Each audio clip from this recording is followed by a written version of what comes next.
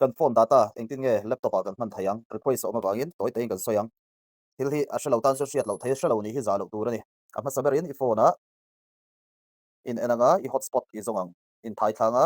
I hotspot live velan hian I zonga personal hotspot tin ke chu lo oba dan hian kan lu taka tiang kan on photang so mi zowa kan long press ang ama khan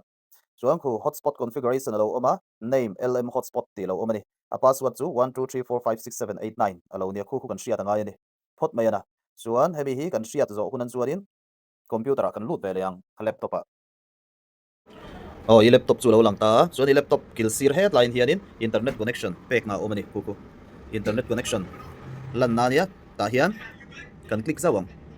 chuan khi ti hian kan connection nei thei tur hi ti hian lo om du ata ni china phone kan enang khan kan phone hotspot kan phone data man theina tur chu hai lm hotspot hi ni lm hotspot kan click ang ka connect sa wang ti hian ronin connect a connect chok nga yani chuan tiang connect khan metla password chutna tur ron le dona chumi password an chuanin ni china lm hotspot ti hnuaya password 12345678 aka khamia kha I chu chop I chu lut chop venga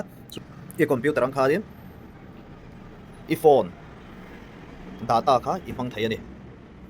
kan location hi changurkon zotlang peng junction tamna lai tak Boston le Texas Stanwell omna khani heta changurkon lai tak khani ya computer zir du ni chuarin lm computer institution temin lo pan la I du thu sama thiamin kan lo zir ti don chenia